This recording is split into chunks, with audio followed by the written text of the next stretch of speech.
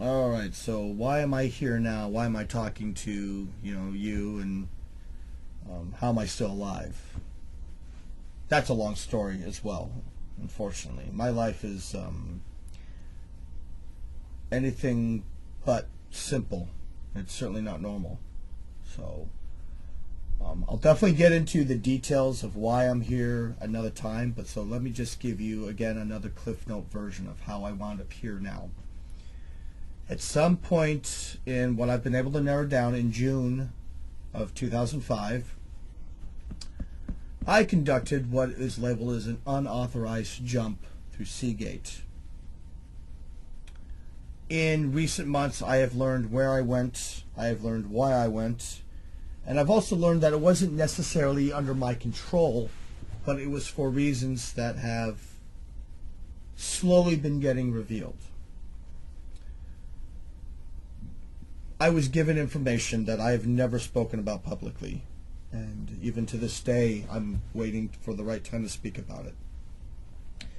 This information is not known to the people that I used to work for, but they have spent the last 4 years trying to get it out of me.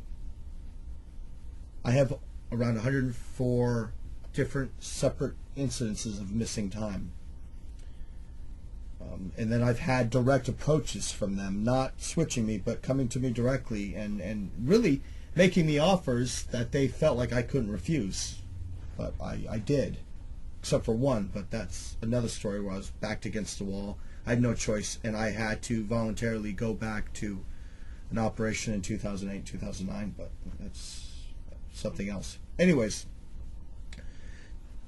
when I returned from this unauthorized jump, and I do have some memories, again, we'll get into this later on, but that's when they did, at some point, so then between June and December, and I'm sure, I don't know how long the process took or what, but they did what's called a full mind suppression programming.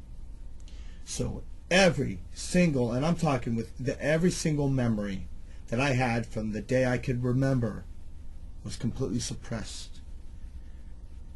They usually put false plant memories, but I guess for whatever reason they didn't do that. So where does this lead?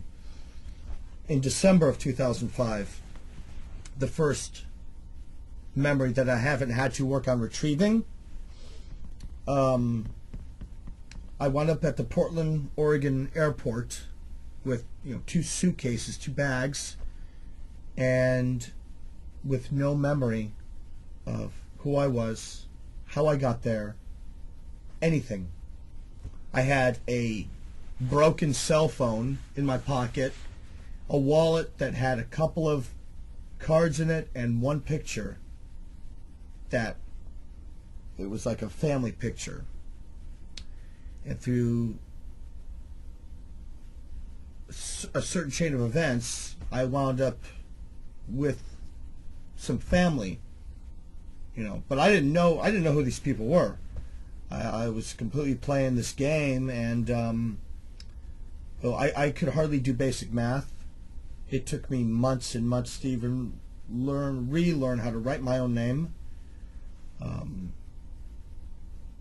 I had to start all over again, completely. After about 6 months into that, things were some unusual things, which again we can talk about later. But I decided to leave, to go off the grid, and I spent the next 1.5 years living out in the desert in the southwest of the United States. Then let's fast forward. A bunch of other stuff happened all over the country with my involvement, and outside the country too. And then finally, in March of 2009, I confronted not one but 2 generals that worked for military intelligence that had basically forced me back to work. I told them that I had had enough and that it was done, and that if they ever came after me again, that I would kill them or anybody that came after me.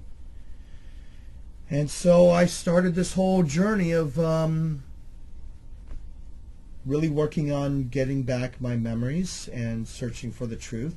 and with that has come along a lot of other things. And so I had decided to basically become a speaker and advocate for not just me, but all people that have become subjects of Mark Ultra, of secret government projects, but then to expand on that, really everybody, because a very large percentage of people in this country are mind controlled and they have no idea, through a whole range of things. Government manufactured food, fluoride in the water, chemtrails, aspartame, and TV, cell phones, and the list goes on and on and on. So yes, I do pose risk. I mean, about 7 months ago I was hit by a car and I was told that that was a warning. And no more than a few days ago I had 2 guys show up at my place and we got into a physical confrontation, which there's the proof right there. So my life has become even more difficult than it already was, but this is the right thing to do. So I'm going to continue doing it, and I will continue speaking out and sharing with everybody my experiences, and not just my experiences, but I take my experiences and I take my training. See, they Frankenstein, I guess you could say I'm a kind of a product of like the Frankenstein syndrome. They created a monster, they lost control of the monster, and now the monster is running rampant. And believe me, I could be a monster when I want to be. So through a lifetime of training, knowledge, and experience, I'm using that to expose the shadow government and educate people. So that's what I'm doing.